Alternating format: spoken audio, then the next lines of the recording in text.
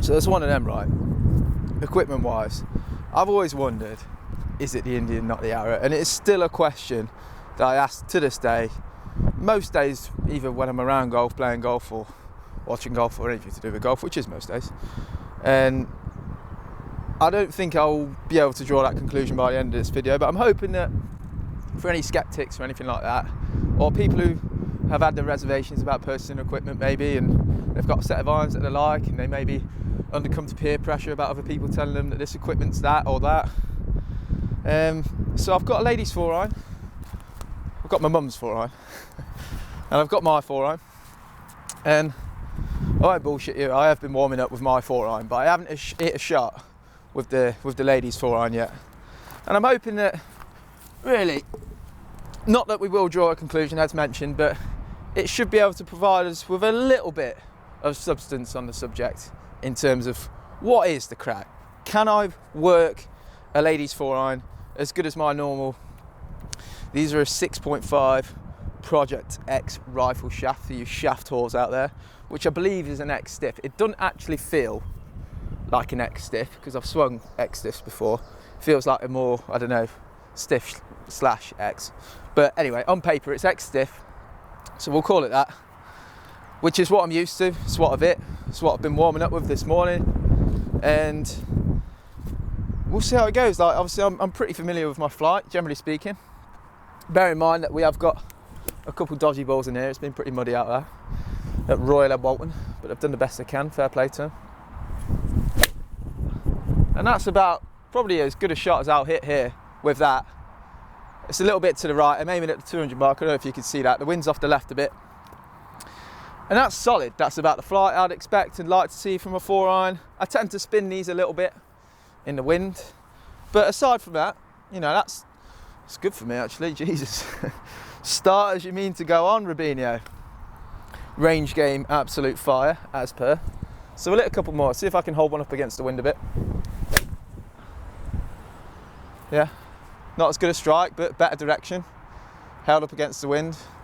Slightly out the bottom, not quite as pure as the first, so it came out a bit lower, but I'd probably expect that, trying to hold it against the wind and somewhat. So, a couple shots. Decent ones, somehow. Even a blind squirrel, find an acorn every now and again. Now I hit this ladies one. And, look, at risk of stating the obvious, obviously there's going to be a lot more flex in the shaft. It's a lot lighter, so I can feel the weight of the head a lot more, which actually feels nice to me. I've always sort of liked the feel of my mum's bats, in fairness. And it's slightly shorter, so it's half inch shorter. And I'm not going to try and manipulate, you know, my swing or do anything like that. And the club face is clean, like I said, I've not hit one of these yet. Because I'm under the impression that if you, particularly with the amount of time that I've spent with Marcus, who's got a YouTube channel now, by the way, hit the link if you haven't checked it out already. It's doing really well. I'm buzzing for him, and people are loving the lesson videos that he's putting up on there. So check him out, man. I've had many conversations with him about this, and it's so interesting, you know, his view on it and insight. And I won't butcher his own terminology. So, but from what I've sort of gathered with the conversations is that, well, I don't think this is disputable. I'm sure he wouldn't anyway. Is that you want to be adaptable. That is the thing, you know. It's the word, the key word that pops up a lot in his lessons, and you know, you want to be able to be resilient enough. Well, you don't want to be able to be. I mean, that's what he's teaching people, to be resilient enough to, you know, be able to pick up different bits of equipment, have a go of it, and not be so subject to, oh, you know, putting yourselves under the confines of, oh, I can only hit this club with this flex shaft and these lofts and this brand, or you know, whatever bullshit you come out with, really. Anyway, I'll shut up. Let's see how this goes.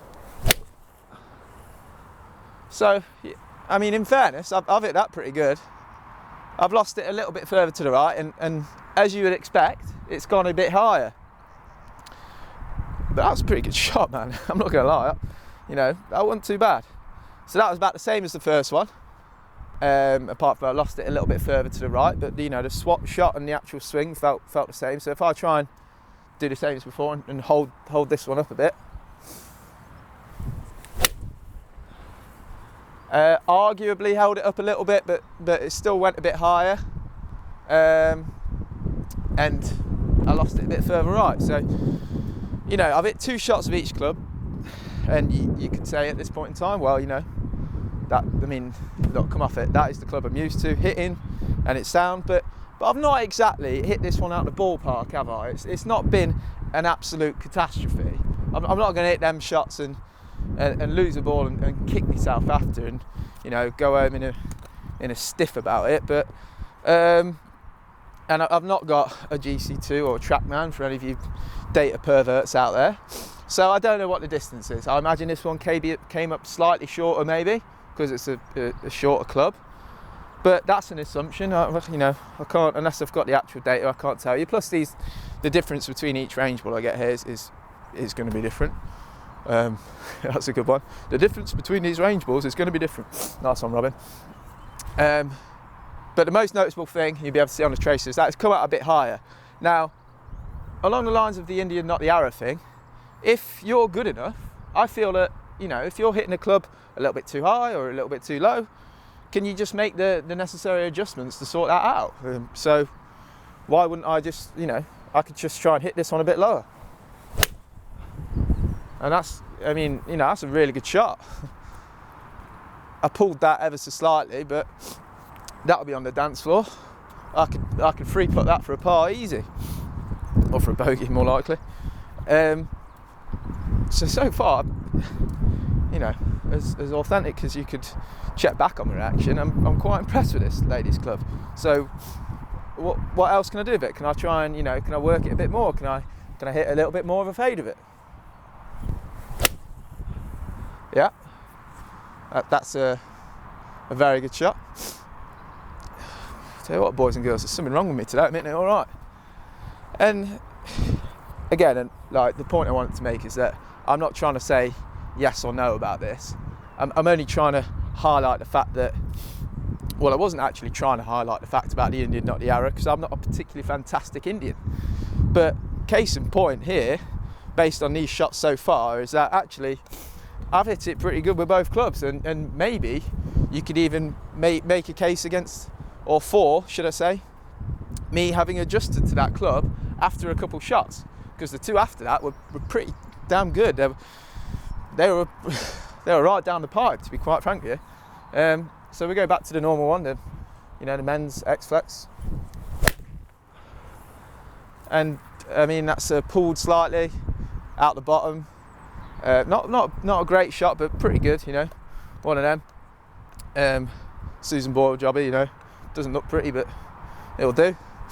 I don't know if that's a phrase or not, or if I stole that off someone, but I was trying to be funny, wasn't I?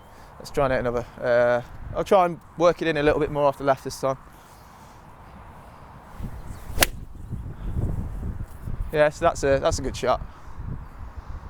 And you know what? That wasn't actually that much lower than the same shot shape that I tried to hit with the ladies club a second ago. And it's quite good just picking up the different clubs and being forced in a situation or an environment where you have to adapt. You know, that's Marcus Bell 101 for you. And I had a brief chat with him the other day, and he was saying that it's great practice for juniors, actually giving them loads of different clubs to try out.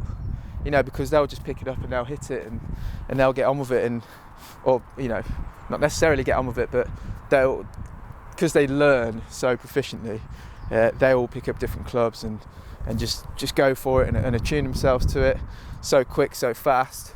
So, you know, from that point of view, is what I'm doing right now quite a desirable range session to have. I'm playing around with a couple of different clubs that are just what a lot of people would consider to be complete opposite ends of the spectrum, but you know, are they really?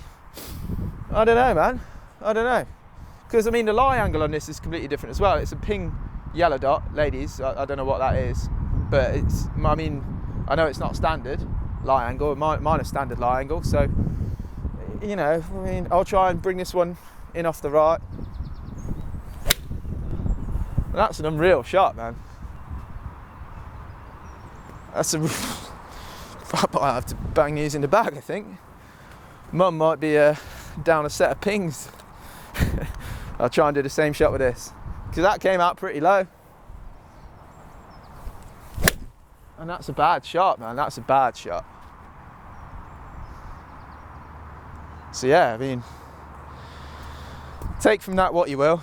Look, you can always put coincidence and obviously the gamble and just probability into the equation of, oh look, I might have just put a bad swing onto that one and not onto that one. And you know, to get a true test of whether it makes that much of a difference or not, you'd probably have to come out here for a good few weeks and hit the same amount of balls every single day and find out for yourselves. But you know, as I mentioned before, I'm just trying to maybe prove a little bit of a point and say equipment might not be everything that you think it is. And you could argue that maybe I hit a golf ball slightly better than what the average person would, but that's only if you consider yourself to be an average person. And if you put yourself in that mindset, you're only ever going to be an average golfer anyway. Because I shit you not, you've only got to go on Seb's channel and ask him how good a golfer I am, and it really ain't good. I promise you that. I swear to God. You know, I broke 80 a good few weeks ago, but I mean, I ain't done that for a while. You know, I'm not trying to be funny. I'm not trying to be a nut, but that is legit. Lost that left a bit, man. Missed strike as well, but not too bad. Not do or die. So why don't I try and send this one up in the air, see how that goes. I mean, high draw that'll be a good one. Bit of a pull, but it's not terribly high either. It felt like I got the right form and shape for that. Try and do the same with the ladies. I mean, this is a decent club, man. And that's not a good shot. Nice and high, but I meant to bring it in off the right. So yeah, look, rather than putting yourself within the confines of, oh, I want this club and that shaft, or worse yet, basing that off other people's opinion, including mine, and just saying, oh well, Tom, Dick and Harry, the local hackers, said that I want to get this set of ping shovels because I had to go with his and my game was really good. You know, that's a whole completely different other subject, which you're better off asking Marcus about, where people reinvent themselves when they get new equipment in their hand, which is possibly what I just did there, by the way. You know how when the classic example is when you got those people who always change their putters, and we've all done it actually. I say you got those people, we've all done it. You get a new putter and it's the next best thing when you have a go of it. But all of a sudden, you know, over the case of whether it's weeks or months or just a few rounds, you normalise it and you go back into your normal habitual putting and you start missing 3 footers for fun. All of a sudden you're back in the same spot as where you started with your old putter. So what was it between that time of getting a new putter where everything was gravy and sweet? It was the fact that you had a new bit of equipment in your hand. You were forced to adapt to something new that you weren't used to, which is probably, as I mentioned, what's just happened there, you know.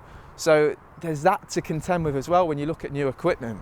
Really, if you're getting some new sticks or something like that, in my opinion, you want to play with them for a good few weeks so you can get over that honeymoon period where everything seems to be sunshine and rainbows with them. But I know that's not really feasible. You can't just get a new set of sticks and go out and play with them. And I'm not trying to discredit fitting and stuff like that. I think that's brilliant. There's a lot of merit to it, but it is only accessible to, you know, a certain kind of demographic of, well, I guess economical demographic of people who can afford it or are willing to pay for it. And I love it when people want to buy new stuff and get new equipment. I think it's great. It's obviously great for the game. It's great for the industry, and it's just decent having new shiny shit. Let's be honest.